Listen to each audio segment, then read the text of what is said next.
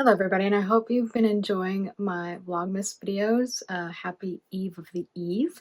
We're almost there. I talk about my 10 favorite books of 2025 today.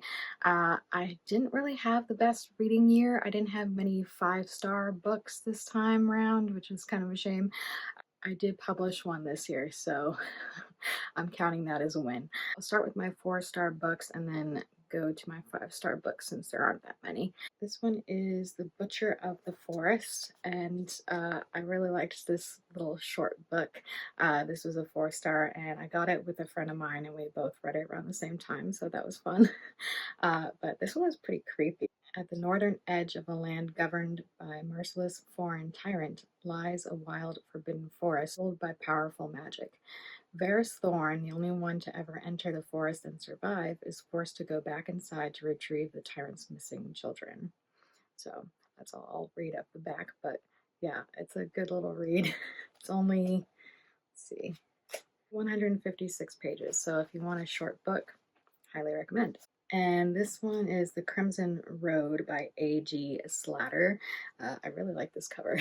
This one is the fourth book in these books that are set in the same world. It's not really a series, but it's the same world. So, but I didn't know that when I got it.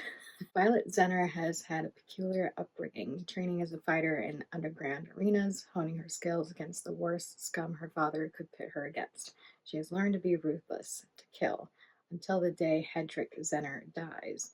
Violet thinks she's free, then she learns that her father planned to send her into the Darklands, where the Leech Lords reign. So there are vampires in this. If you like vampires, I recommend this one. It's not like Twilight or anything. It's pretty dark. This one, I don't know. I might bump it up to a 5-star because I keep thinking about it.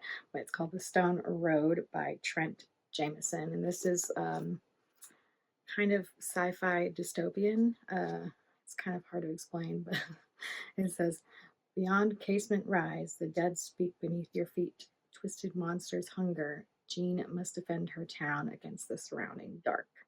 So she has to defend her town from monsters and stuff. So it's pretty twisty and interesting. But yeah, I keep thinking about it. So it might be a 5-star. I'm not sure. Like, does that count? Pretty strict with my 5 stars. So maybe. And I had a couple of 4-star books on my Kindle. The House of Lost Wives was a 4-star. It's historical fiction. She ends up getting married, and it's kind of Regency.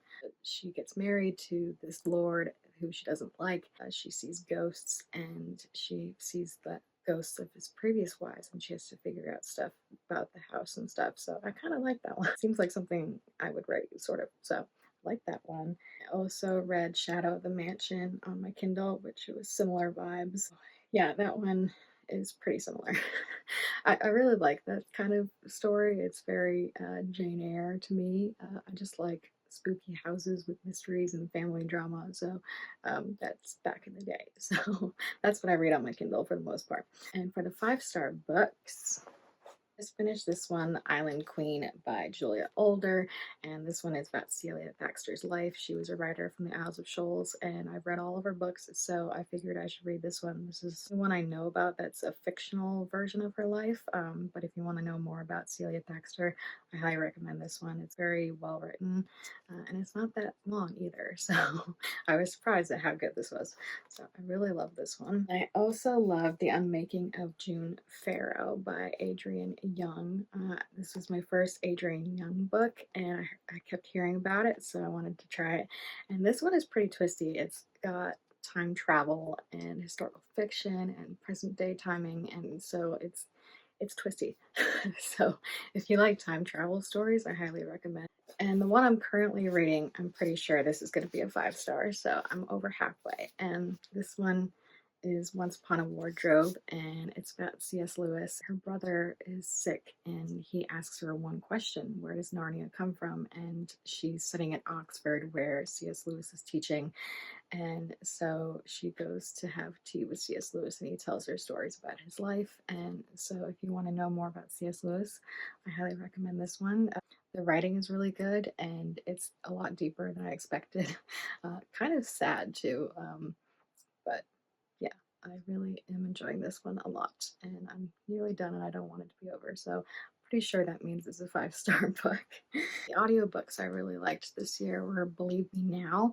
That was a thriller. Woman who was wronged, and the detective has to figure out if her husband is guilty of a murder or not. And yeah, it's very twisty. The other audiobook was Count My Lies, which was kind of similar. But yeah, the main character lies her way into this wealthy family and starts living the high life and stuff. It's kind of silly, but I liked it. And the other book that I don't have with me right now, it's back in Maine, is called The Only One Left. It's a really bonkers thriller set in Maine, which is why it's over in Maine. But yeah, I highly recommend that one. That was very twisty, and I did not guess the ending, which I thought I would. I thought I had, and then it was totally crazy at the end. So if you want a good thriller, I highly recommend. It's like reading a movie, basically. So yeah, there's that one.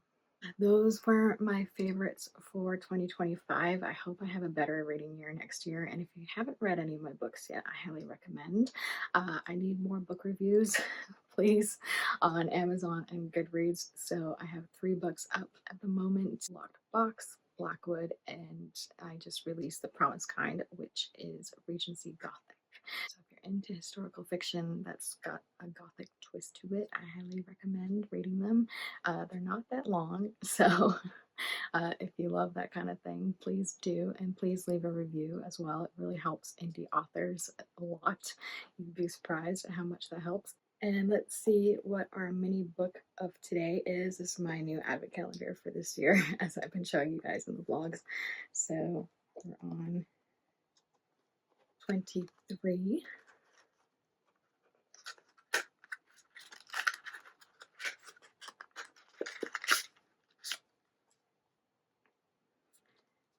And today's mini book is Alice's Adventures in Wonderland. So there you go. That one's really pretty. And again, you can read the first chapters. I haven't done that yet, but maybe I should. So yeah, I really like these a lot. Apparently I can't tie the knot. They keep coming undone, and apparently it was a granny knot that my sister had never seen before, and she's more of a sailor than I am, and she said if I was on a boat I would have died already. So yeah, she's been tying them for me. Also, thank you for all the lovely comments I've been seeing on my videos. It's been keeping me going.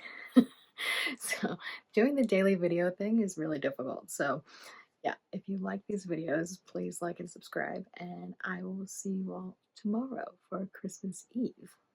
Bye for now.